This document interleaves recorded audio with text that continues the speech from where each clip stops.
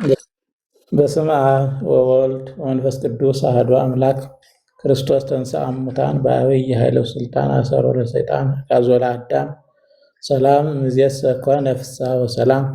ክቡር መልአከ ገነት፣ ክቡር ሊቀ ሊቃውንት ቀለመወርቅ፣ ክቡራን አባቶች፣ ወንድሞች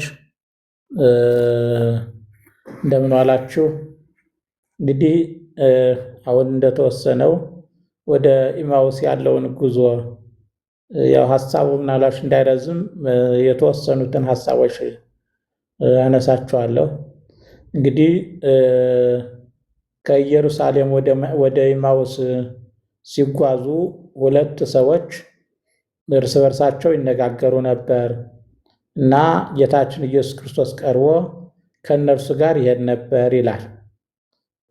ነገር ግን እንዳያውቁት ዓይናቸው ተይዞ ነበረ። ከዚያ እየጠወለጋችሁ ስትሄዱ የምትነጋገሩት ምንድን ነው ብሎ ሲላቸው እነሱ ከእነሱ አንዱ ቀለዮጳ ነው የሚለው አንተ በኢየሩሳሌም እንግዳ ነህን? ለብቻህ ነው ያለው። ለብቻህ ትኖራለህ፣ እንግዳ ሆነህ ለብቻው ትኖራለህ። በእነዚህ ቀኖች የሆነውን ነገር አታውቅምን ብሎ መለሰለት። ምንድን ነው ሲላቸው እነርሱም ያው ጀመሩና ነገር በእግዚአብሔርና በሕዝቡ ሁሉ ፊት በስራና በቃል ብርቱ ነቢይ ስለነበረው ስለ ናዝሬቱ ስለ ኢየሱስ ነው አሉት። እርሱን የካህናት አለቆችና መኳንንቶቻችን ለሞት ፍርድ እንዴት አሳልፈው እንደሰጡትና እንደሰቀሉት ነው ምናወራ የነበረው ማለታቸው ነው። እኛ ግን እስራኤልን እንዲቤዥ ያለው እርሱ እንደሆነ ተስፋ አድርገን ነበር ይላል። እንግዲህ ደግሞ ከዚህ ነገር ጋር ዛሬ 3ኛው ቀን ነው አሉና ከኛ ወገን ሴቶች ወደ መቃብሩ ሄደው ተነስቷል ከዚህ የለም የሚል የመላእክትን መልክ ራእይ ነው ያሉት ሰምተው አስገረሙን። አንዳንድ ሴቶች አስገረሙን። ስጋውን ባዩ ጊዜ ባጡ ጊዜ ሕያው ነው የሚሉ የመላእክትን ራእይ ደግሞ አየን ሲሉ መጥተው ነበሩ አሉ እና ከኛም ከነበሩት ወደ መቃብር ሄደው ሴቶች እንደተናገሩት ሆኖ አገኙት፣ እርሱን ግን አላዩትም አሉ። ከዚህ በኋላ ጌታችን ኢየሱስ ክርስቶስ እንደገና መናገር ጀመረ። እናንተ የማታስተውሉ ነቢያት የተናገሩትን ሁሉ በልባችሁ በማመን ልባችሁ ከማመን የዘገየ አለና ክርስቶስ መከራ ይቀበል ዘንድ ወደ ክብሩ ይገባ ዘንድ ይገባው የለምን አላቸው። ከሙሴና ከነቢያት ሁሉ ጀምሮ ስለ እርሱ በመጻሕፍት ሁሉ የተጻፈውን ተረጎመላቸው ይላል። ይህ ክርስቶስ ያደረገው ነው። ወደሚሄዱበት መንደር በቀረቡ ጊዜ እና ሊለያቸው ሲል ከኛ ጋር እደር፣ ማታ ቀርቧል፣ ቀኑም ሊመሽ ጀምሯል ብለው ግድ አሉት። ከእነርሱ ጋር ገባ። በማዕድ ተቀምጦ እንጀራ ቆርሶ ሲሰጣቸው ባርኮ ሲሰጣቸው ዓይናቸው ተከፈተ፣ አወቁትም ይላል። ከዚያ ከእነርሱ ተሰወረ። እርስ በርሳቸውም በመንገድ ሲናገረን መጻሕፍትን ሲከፍትል ልባችን ይቃጠልብን ነበረ አለ። እንግዲህ እነዚህን እያንዳንዳችን አልፈን እንያቸው። በእነዚህ ሰዎች የሚታይ ነገር አለ። በአንደኛ ተስፋ መቁረጥ ይታያል። በሌላ በኩል ደግሞ ስለ እርሱ እየተነጋገሩ ይሄዱ ነበር። እንግዲህ ዓይናቸው እንዲያዝ ያደረገው ስለ እርሱ የተጻፉትን መጻሕፍት አለማስተዋላቸው ነው። ዓይን የሚከፈት ከቅዱስ ቃሉ ነው የሚጀምረው እና ቅዱስ ቃሉን ከማመን ዘግይተዋል፣ ተስፋ ቆርጠዋል። ነቢያት የተናገሩትን ማስተዋል አልቻሉም። ስለዚህ ዓይናቸው ተይዞ ነበር ይላል። ሁለተኛውን ስናይ ደግሞ ጌታችን ኢየሱስ ክርስቶስ እንዳይለያቸው ያደረጋቸው ደግሞ እንመለከታለን። ምንድነው? ስለ እርሱ ጠውልገዋል። ስለ እርሱ እየተነጋገሩ ነው። ስለ እርሱ መነጋገራቸው አብሯቸው እንዲሄድ አድርጓቸዋል። ስለ እርሱ መነጋገራቸው፣ ስለ እርሱ መጠውለጋቸው፣ ተስፋ መቁረጣቸው ደግሞ ዓይናቸው እንዲያዝ አድርጓቸዋል እና ሁለት መልካም የሆኑና መልካም ያልሆኑ ስለ እርሱ የተጻፈውን ተረድተው መጻሕፍት በሙሴ በነቢያት የተጻፈውን ተረድተው በእውነት ተነስቷል ቢሉ ኑሮ ክርስቶስ ሲገለጽ ልክ እንደ ማርያም መግደላዊት እኔ ነኝ፣ ከታች እንደምናየው ደግሞ በዝግ ቤት ገብቶ እኔ ነኝ እንዳላቸው እኔ ነኝ፣ አይዟችሁ፣ አትፍሩ፣ አትጠውልጉ ይላቸው ነበረ። ግን ትልቁ ችግር ተስፋ ቆርጠው ነበር። በነበር እየዋሩ ነው። እዚህም ላይ በስራና በቃል ብርቱ ነቢይ ስለነበረው ነው የሚሉት ያለ ስለ ናዝሬቱ ኢየሱስ ነው የሚሉት። ምንም እንኳ ፈጽሞ ሊለያቸው አልፈለገም። ምክንያቱም የሚነጋገሩት ስለሱ ነው። ፊታቸው የጠወለገው ስለሱ ነው። እንዲገለጽላቸው ደግሞ አልሆነም። ምክንያቱም ተስፋ ቆርጠዋል። መጻሕፍት የተናገሩትን አላስተዋሉም፣ አልተረዱም እና የገሰጻቸውም ወጉንዱያን ለአሚን በኩሉ ዘይቤሉ ነቢያት፣ ነቢያት የተናገሩትን ከማመን የዘገያችሁ ብሎ ነው። የዘገያችሁ ብሎ ነው። ታሪኩን ተርከውለታል። ከዚያ በኋላ ያዩትን ተስፋ እንኳን እንደ ተስፋ አለማውረታቸው ይህ ድክመታቸው ነው። በምንድን ነው? ይህ 3ኛ ቀኑ ነው ካሉ በኋላ ከኛ የነበሩ ሴቶች አስገረሙን፣ ሥጋውን ባጡ ጊዜ ሕያው ነው የሚል የመላእክትን ራእይ ደግሞ አየን ሲሉ መጥተው ነበር ይላል። በዚህ አስገረሙን፣ ተገረሙ እንጂ አሳመኑን አላሉ። አለማመናቸው አስነቅፏቸዋል። እናንተ እማታስተውሉ ያሰኛቸው ሴቶች ነግረዋቸው፣ መጻሕፍት ነግሯቸው አሁንም ተስፋ ከመቁረጥ ልባቸው ተስፋ ከመቁረጥ አልተመለሰም። እርግጥ ነው በነገረ መለኮት በኩል ገና ስላልጠነከሩ ነቢይ ብለው ነው የተናገሩት። ይህን ጌታ ያልፈው ነበረ። ተስፋ ቢኖራቸው ኑሮ፣ ተስፋው ሙሉ ቢሆን ኑሮ ሌሎቹም እንደዚህ ብለው ስለተናገሩት ሰዎች ፈጽሞ አላራቃቸው። ምክንያቱም ሲቆዩ ስለሚያምኑት፣ ስለሚረዱት፣ ስለሚያስተውሉት። ግን ከባዱ ተስፋ መቁረጥ ነበረ ዓይናቸው እንዲያዝ ያደረጋቸው። ስለዚህ ዓይናቸው ተያዘ ነው የሚለው። ጌታችን ኢየሱስ ክርስቶስ እኔ ነኝ አላላቸው። በሚገርም ሁኔታ እሱ ሊያስረዳ የፈለገው ክርስቶስ አስቀድሞ በነቢያት የተናገረውን መፈጸም እንደሚገባው ሊፈጸም እንደሚችል መናገር ነው። እነሱ ነቢይ ያሉት፣ እሱ ግን ክርስቶስ ነው ያለ። መሲህ ብሎ ነው የነገራቸው። እነዚህን ጉለታቸውን የሚያስተካክል ቃል ነው የተናገረው። ምንድነው? ነቢያት የተናገሩትን ሁሉ ልባችሁ ከማመን የዘገየ። ይህ ምንድነው? ልባቸውን ነው የነቀፈው። ከሌላ ቦታም ወግዘ ጽና ልቦሙ ይላል። የልቡናቸውን ጽናት ነቀፈ ይላል። እዚህም ላይ ኦጉንዱያን ለአሚን በኩሉ ዘይቤሉ ነቢያት፣ ነቢያት የተናገሩትን ከማመን የዘገያችሁ ፍጹም ነቀፋ አይደለም፣ ተስፋ አለው። ዘገዩ እንጂ ያምናሉ። ጨርሳችሁ የማታምኑ የሚል አይደለም። መዘግየታቸው ለምን? አንደኛ ነቢያት የተናገሩትን ካመኑ በተስፋው ማመን አለባቸው። አይሁድ እንኳን በእምነት ባይሆንም ክብር ይግባውና ይህ አሳች በሦስተኛው ቀን እነሳለሁ ያለውን ቃል ሰምተናል ብለዋል። አይሁድ የሰሙትን እነርሱ ሳይሰሙት ቀርተዋል ማለት አንችልም። ነገር ግን ተስፋ መቁረጥ ተስፋን እንዳታይ ያደርጋል። ተስፋ መቁረጥ ተስፋን እንዳታስተውል፣ እንዳትረዳ ያደርጋል። ተስፋ መቁረጥ አደገኛ ነገር ነው። ተስፋ መቁረጥ እውነታን ያስክዳል፣ ወይም እውነታን ቸል እንድትለው ያደርጋል። ስለዚህ ተስፋ መቁረጥ አደገኛ ሁኔታ መሆኑን ተናገረ። ሌላው ደግሞ መዘየት፣ ለቃሉ ፈጣን ለመረዳት ፈጣን መሆን ነበረባቸው። ዘገዩ፣ ዘገየባቸው። ስለዘገዩ እሱ መገለጥም ዘገየባቸው። ለዘገየ ይዘገይበታል፣ ለዘገየ ይዘገይበታል ማለት ነው እና ከማመን ዘገዩ፣ ከመታየትም ዘገየባቸው። ስለ ክርስቶስ ሲናገር ራሱ ይህን መከራ ይቀበል ዘንድና ወደ ክብሩ ይገባ ዘንድ ይገባው የለምን አላቸው።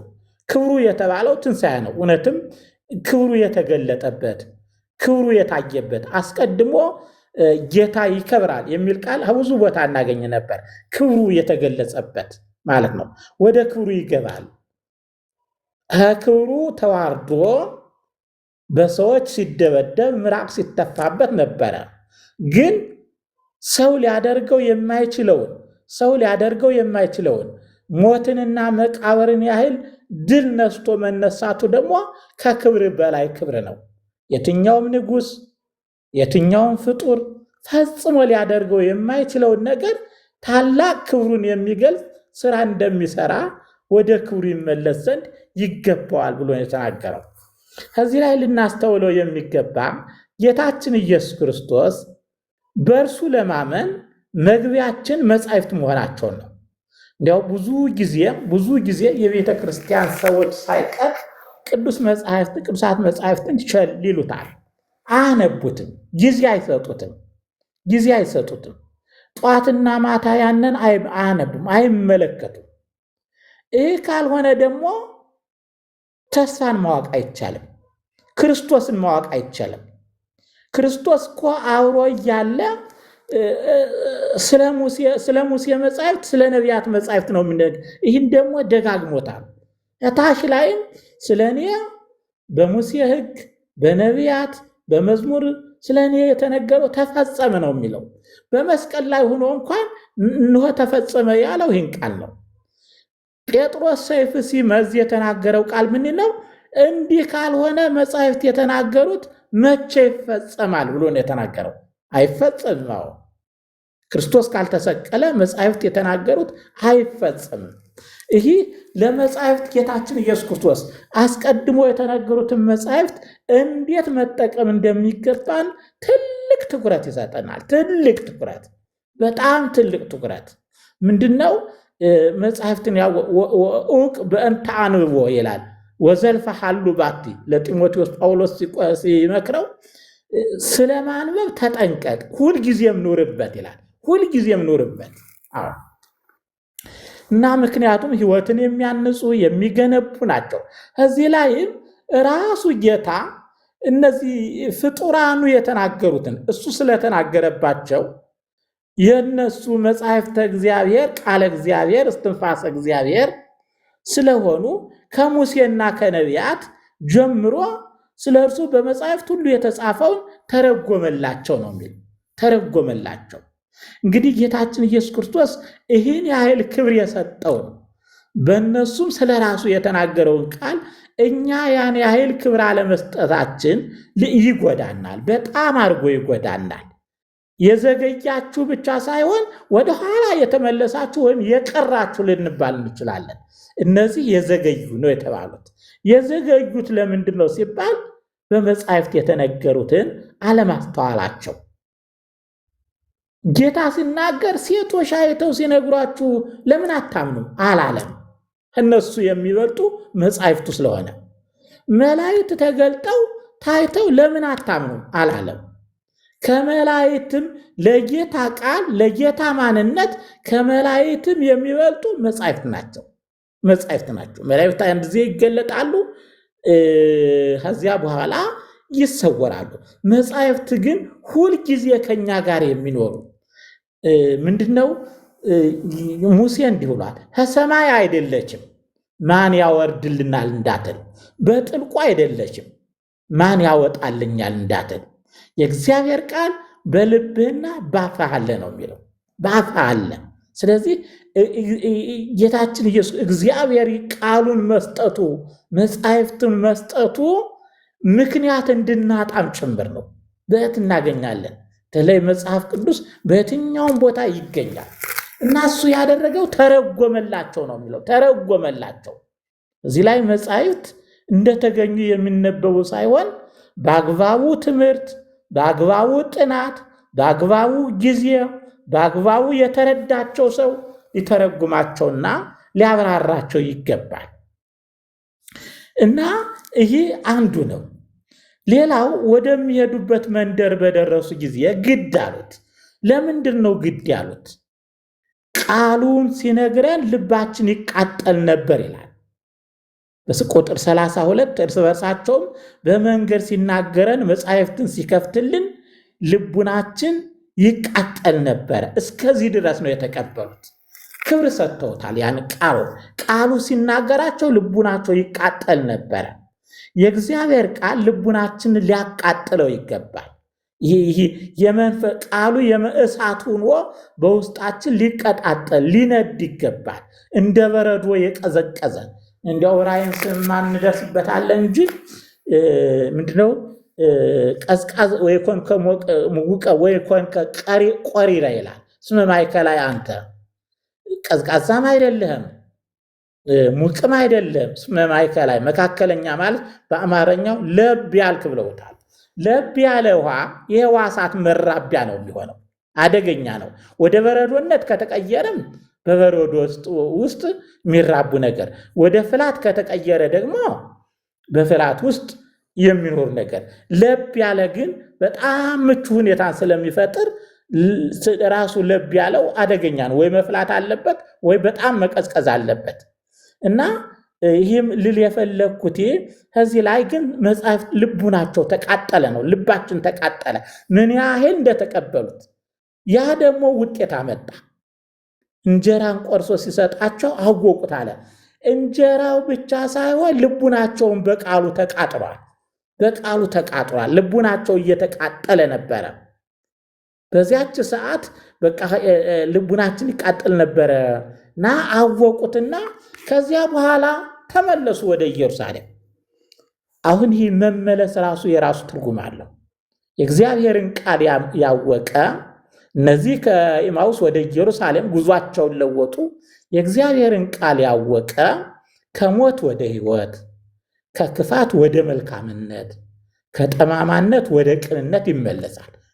ጉዞውን ይለውጣል። እዚህ በኋላ ከሰሙ በኋላ ጉዟቸውን ወደ ህብረት ሄዱ። ወደ ምዕመናን ህብረት፣ ወደ አማኞቹ ህብረት እና ሂደው ደረሱ።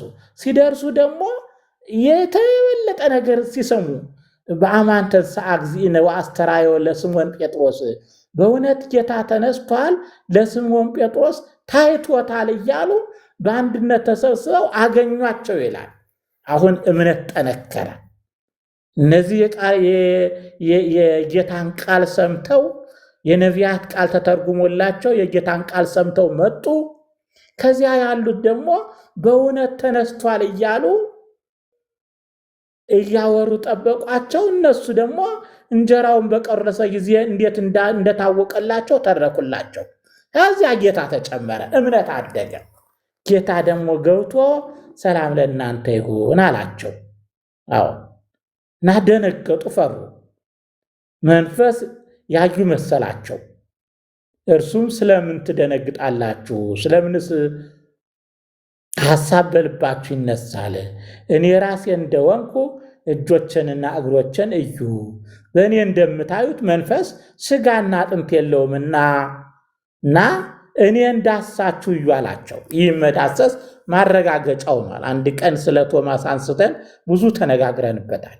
ዳሳችሁ እዩ አላቸው። መዳሰስም ስላለባቸው ጠቅለል ባለበልኩ እንግዲህ ስለ ቅዱስ ቃሉ ስለ ክርስቶስ እየተነጋገርን በደን ጊዜ መነጋገር ብቻ ሳይሆን ልቡናችን በውስጣችን ከተቃጠለ እግዚአብሔር አይተወንም። እስከ ዓለም ፍጻሜ ድረስ እኖራለሁ የሚለው በቃ በውስጣችን ነው የሚኖረው። በእያንዳንዱ ልብ ነው ብርሃኑን የሚያበራው።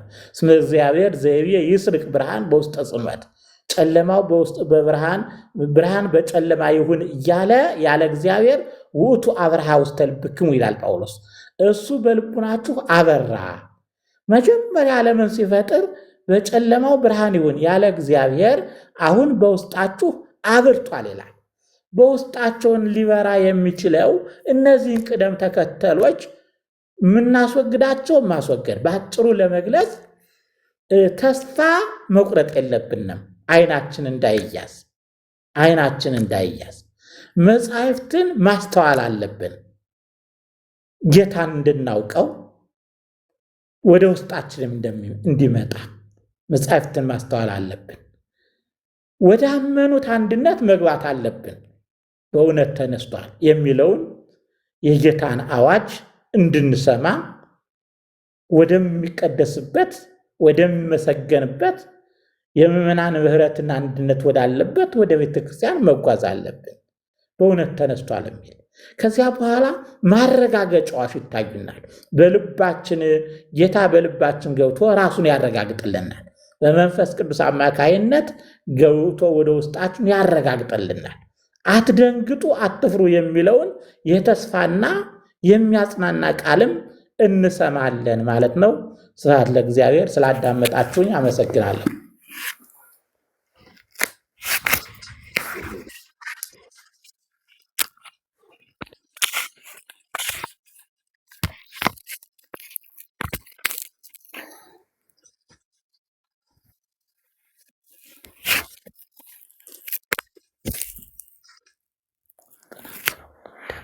እኔታ ቃለ ሕይወት ያሰማልን፣ ቃለ ሕይወት ያሰማልን። ይኑሩልን፣ ይኑሩልን።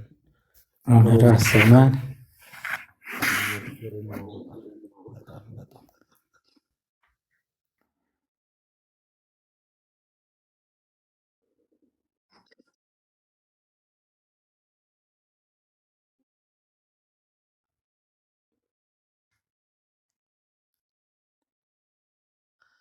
የመጀመሪያው አይደለም ነው። በየትኛውም የቀኖና መጽሐፍም ሆነ ይሄ የሥርዓት መጽሐፍ ቅዱስ ቁርባን ነው ብለው ስላልገለጹልን አይደለም ነው።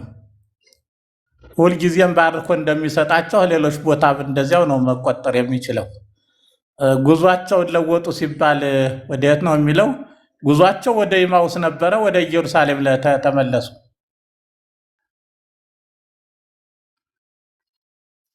የኢማውሱ ተስፋ የመቁረጥ ነበረ። ወደ ኢየሩሳሌም ግን በተስፋ ተሞልተው ነው ወደ ደቀ መዛሙርት የሄዱት። የዓይን ምስክሮችም ስለነበሩ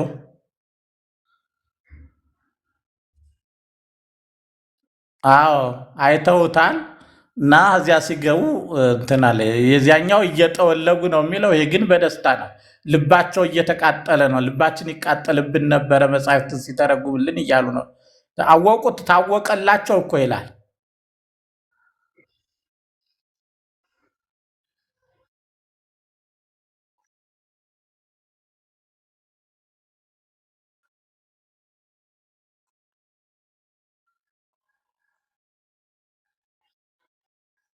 እንኳን ሰላም ቆያችሁን አባቶች፣ ቡራኬያችሁ ደረሰኝ።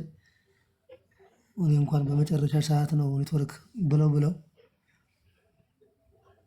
አላስገባዋት ብሎ አላሰማኝ አለ እንጂ ራሱ ምንም ብላክር ዳታ ብከፍት አለፈኝ። ምንም ጉዞ አያስፈልግም ብሎ ነው መሰል።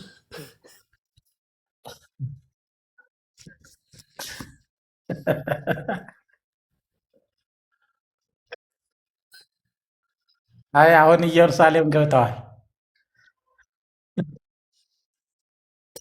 ተመልሰዋል።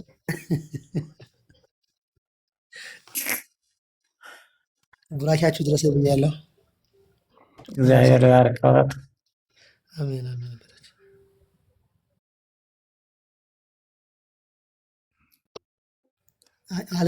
ባልሰማሁት ነገር የሆነ ነገር ብል ባስ ማድከም ነው የሚሆነው ብዬ አስባለሁ። ግን ዝም ብዬ እንዲሁ ጥቅል የሆነ እንትን ላንሳና እሱ የሚጠቅም ከሆነ ላንሳ። የኤማሁሱ መንገድ ከአምልኮቱ ጋራ የሚገናኝ አይመስለኝም፣ ከማህሌቱ ክንውን ጋራ እና እንዴት ነው የታየው የሚል ሀሳብ ነው። ለምሳሌ ያህል አሁን እኛ አግቦተ ግብር ብለን የምንጠራውን የትንሣኤ ሳምንት ያለውን እሁድ ወይም ከዚያ ላይ አላሳየም። የትንሣኤን ቀለም ነው የሚባለው። ነገር ግን አሁን ላይ ወበሆር ሰንበት የሚለውን ነው። የትንሣኤ ሀሳብ ነው ያለበት። ያው ዘመነ ትንሣኤ ስለሆነ ሊሆን ይችላል። ግን ከምን ጋር ተያይዞ ነው ወንጌሉ የተሰጠው የሚል ጥያቄ ነው ያለኝ። ነው ግልጽ ከሆነ ሀሳቤ ይህ እኮ የትንሣኤ ዕለት እኮ ነው የተከናወነ። ተከፍሎ ነው እንጂ የትንሣኤ ዕለት ነው። ያን ቀን ወደ ማታ እኮ ነው የሚለው ኖ እና እዚያው የትንሣኤ ከፍለውት ነው ንባቡ። አንደኛ የዮሐንስ ወንጌል ነው ሲነበብ የነበረው። ከዚያ ደግሞ ሉቃስ እስከ 13 ነው። አራቱ ወንጌሎች ሲነበቡ ሉቃስ ምዕራፍ 1 እስከ 13 ነው የሚነበበው። እሷ ትቀራለች ኢማውሷ። እዚያ በኋላ ቀኑ ግን አንድ ቀን ነው መነበብ የነበረበት በአንድ ቀን ነው። ግን ረዘም ስላለ እና ጊዜም ስላለ ለዚያው ነው የቀረው። ያው የትንሣኤን ነው የምትሉት፣ ይህም የትንሣኤን ነው ያገናኘዋል። እሺ ኔታይ አይ ጥሩ ነገር እናገናኙልኝ። እግዚአብሔር ያክብርልኝ።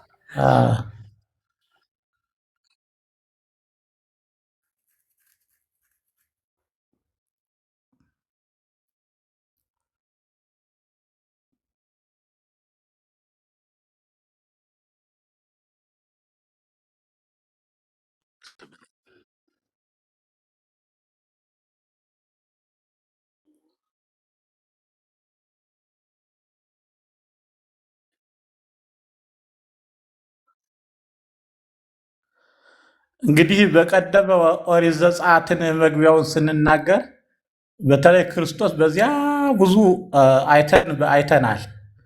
የዓለት ውሃ ክርስቶስ ነው፣ መናው ክርስቶስ ነው፣ ደመናው ክርስቶስ ነው እያል ሙሴ ሳይቀር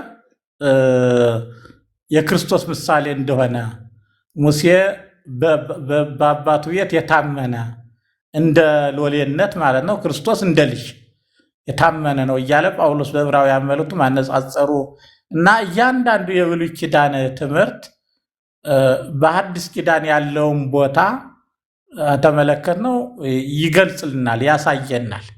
ክርስቶስም እኮ ያው በሙሴ ሕግ ስለ እኔ የተፈጸመ እያለ ደጋግሞ የሚለው ከመስዋዕቱ ጀምሮ ነው። መስዋዕቱ ጊዜያዊ የኃጢአት ይቅርታ ያስገኝ ነበረ። እውነተኛውና ለዘላለም ኃጢአትን የሚያስወግደው ደግሞ ያ ነው።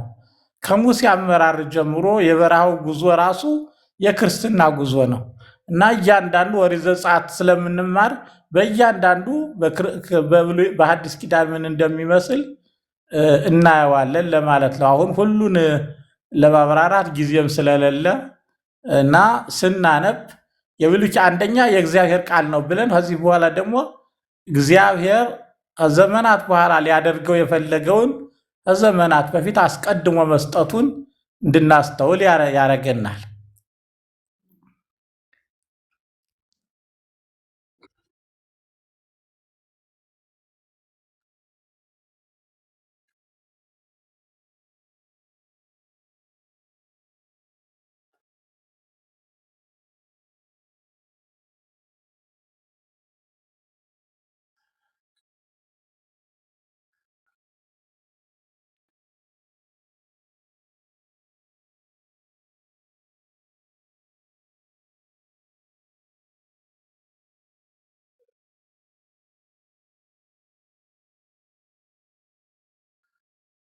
ያኛው ወኩኑ ጉንዱየ ለነቢብ ወጉንዱየ ማነው ለተናግሮ ለመናገር ዝግ በሉ አቸኩሉ፣ ለማመን ደግሞ ፍጠኑ ነው ያ ቃል።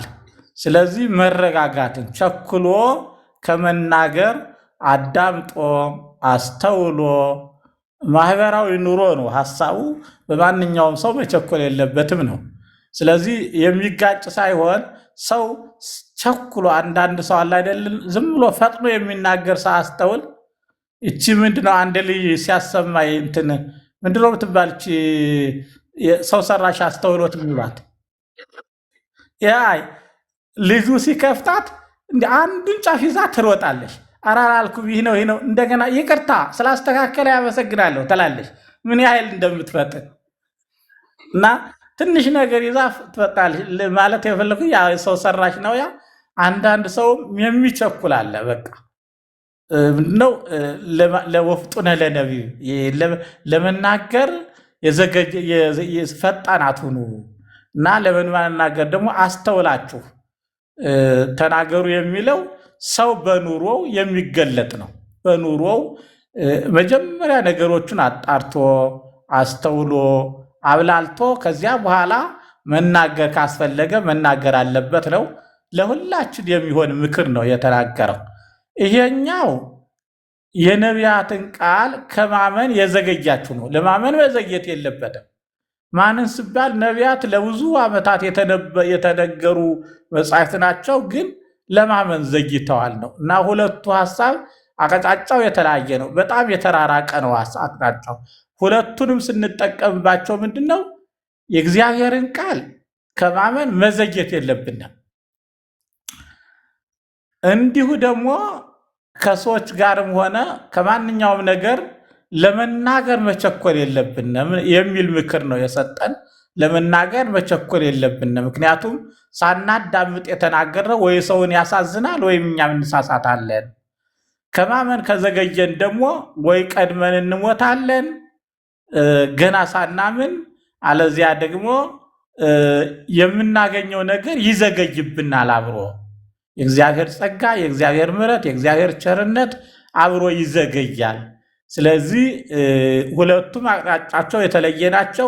ሁለቱም ጥቅማቸው የተለያየ ነው።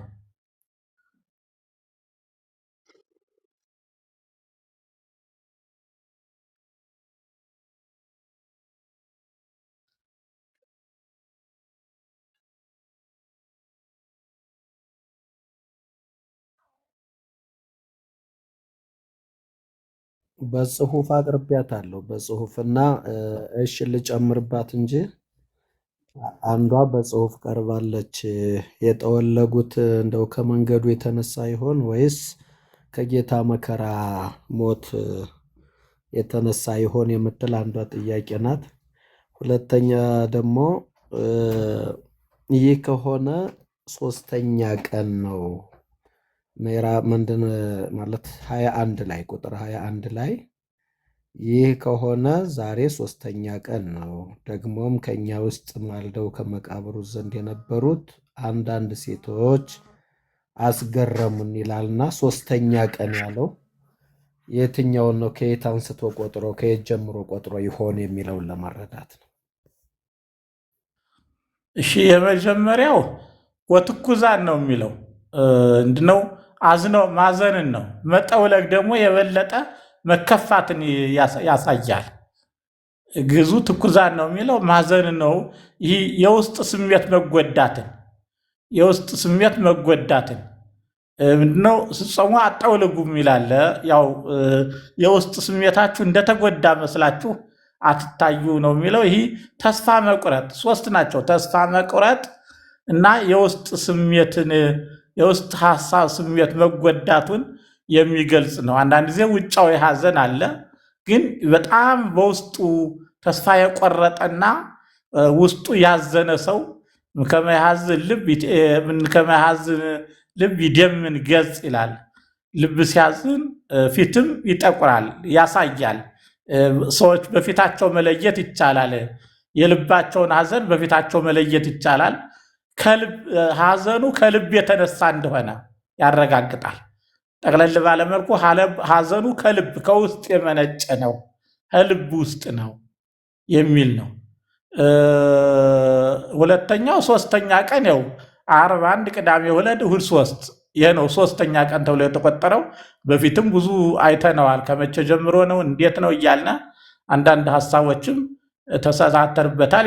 ያንን ቀን ነው የደገሙት። ጌታም 3 ቀን ብሏል። አሁንም 3 ቀን ነው ያሉት። አይሁድ 3 ቀን ነው፣ ይህ ቀን 3 ቀን ነው ተብሎ የሚቆጠረው በአይሁድ አቆጣጠር።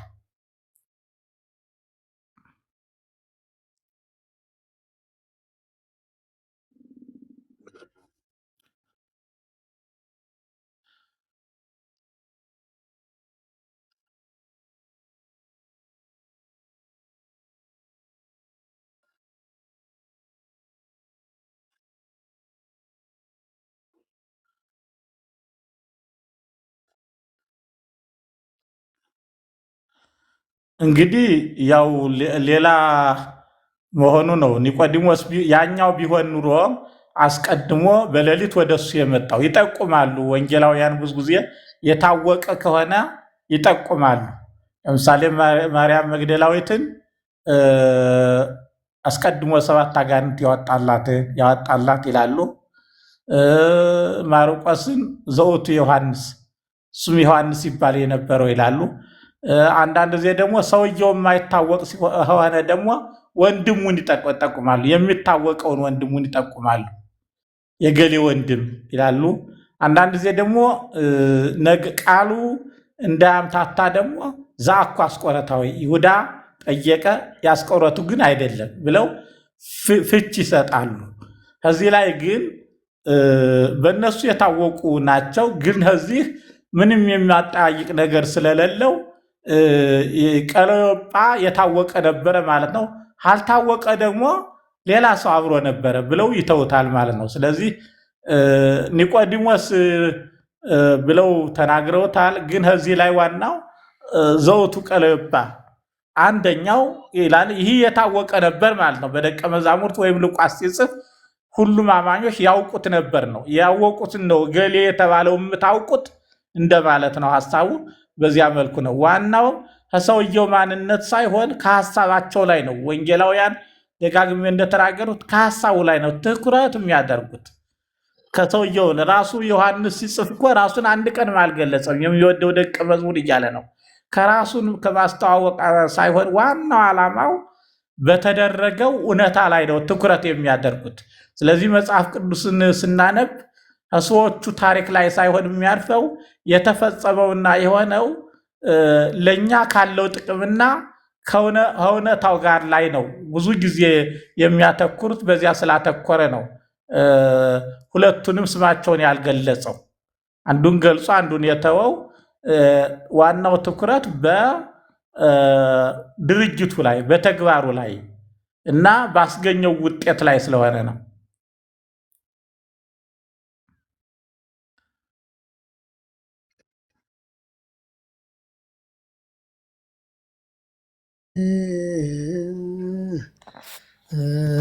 ሃሌሉያ ወበእሁድ ሰንበት ጌሰ ማርያም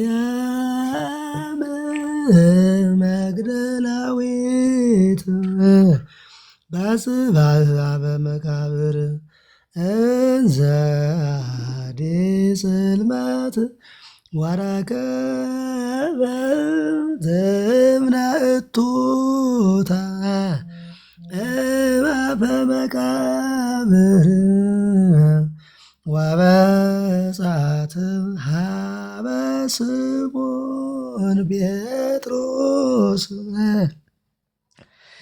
ወሀበ ካልእ ረድ ዘያፈቅሮ ኢየሱስ ወትቤሎሙ ናስው ለእግዚእየ እሙስተ መቃብር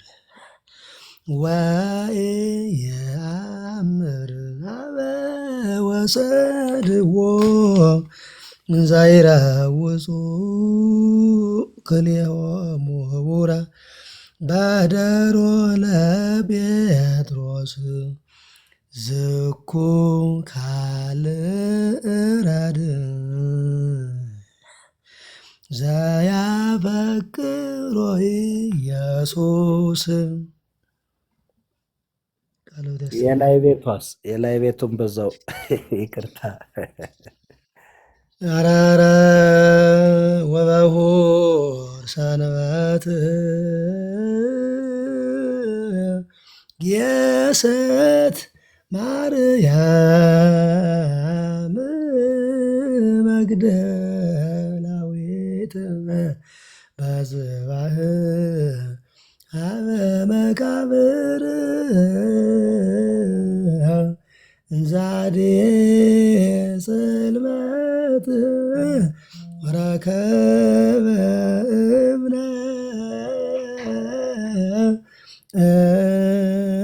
እቱታ እማፈ ወበጸት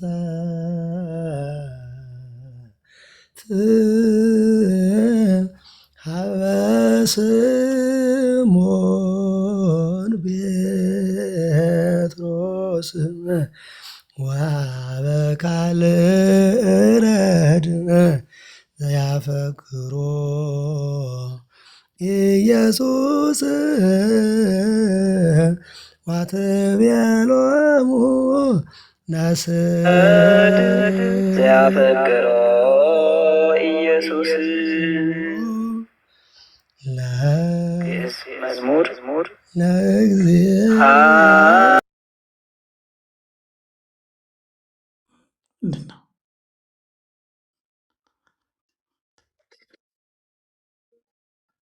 መሰለኝ?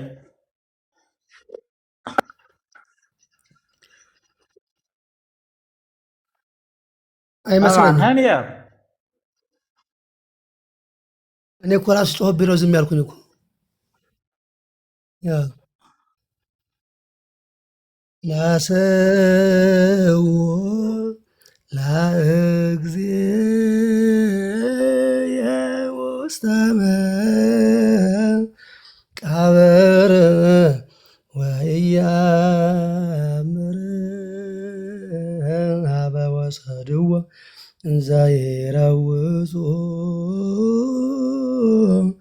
ክልኤሆሙ ህቡረ በደሮ ለጴጥሮስ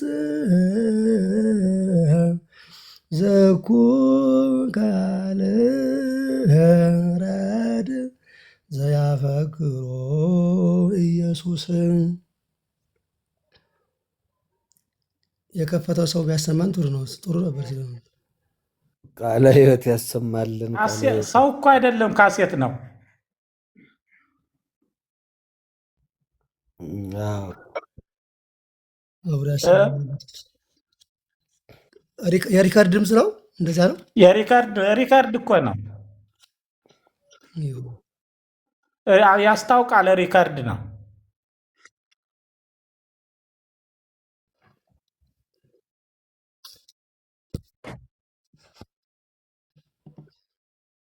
አሜን።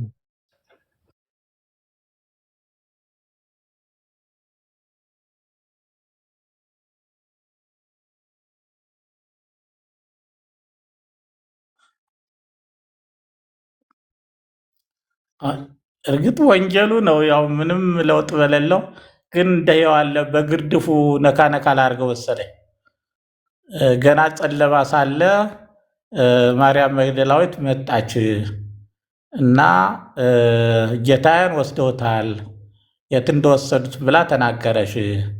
ከዚያ ከዮሐንስ ያ የሚወደው ደቀ መዝሙር በደሮ ዝኩ ረድ ዘያፈቅሮ እግዚእ ኢየሱስ ነው ያለው እንትን ኢየሱስ እና ጌታ የሚወደው ቀድሞ ወደ መቃብሩ ሄደ እያለ ነው የሚነግረን። አጠቃላይ የዮሐንስ ወንጌል ምዕራፍ 20 ያለው ነው። በዜማ ስለተባለ ነው እንጂ ይህንን ነው የሚያስረዳን።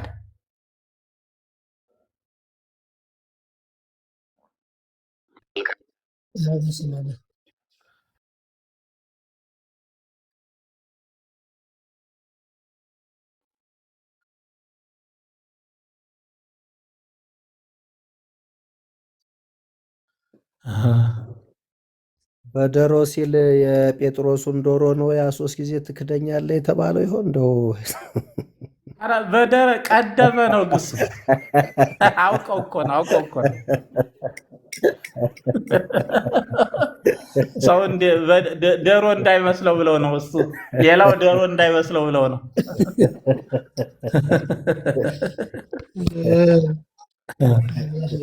ድሮ ምንድነው በእንትን የሚናገር ምንድነው ወያቄም ብያለሁ አቅም ያለሁ ለማለት ወያቄም ብያለሁ።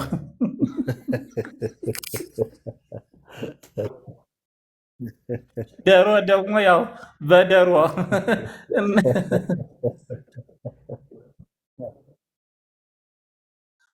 አዎ በዶሮ ቀደመው ያው ቃልት ያሰማልን። በእውነት በጣም ነው የማመሰግነው።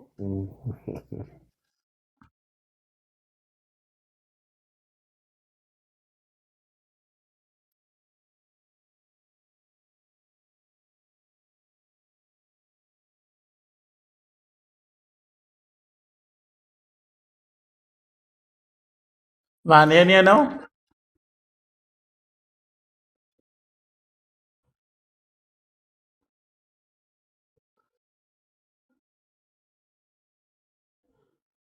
ያው እየጻፍኩለት ነው።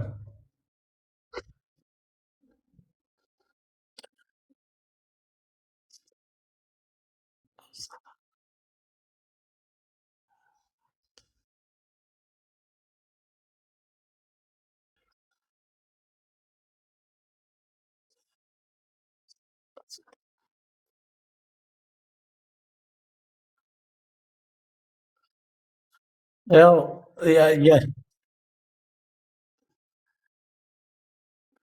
ያው ጽፌዋለሁ።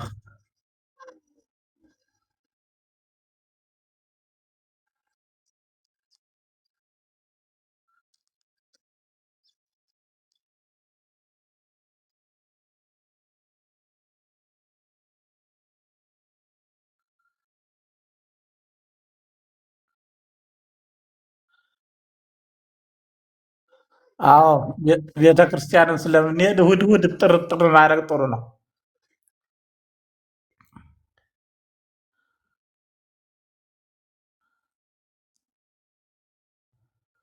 ሰው እኮ ብዙ ወርዷል። ወደ 90 ነው ተቃርቦ ነበር። አሁን ወደ 50 ምናምን ወርድናል። ወረድ ወረድ።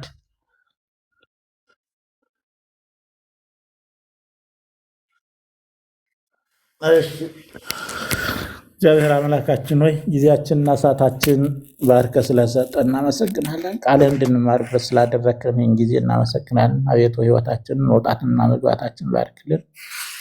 በቸርነትም ጎብኘን። ሀገራችን ሰላም አድርግልን። አቡነ ዘበሰማያት ቅጥረ ኃጢአት የዋጢአተ ኩሉ ዝከማይሰራ ኃጢአት እግዚአብሔር ፍታ። በሰላም እደሩ። ሰላም እደሩ ሁላችሁ። ሰላም ገብረ ይስጥልን። ሰላም እደሩልን አባቶቻችን፣ ሊቃውንተ ቤተክርስቲያን አባቶቻችን ኑሩልን።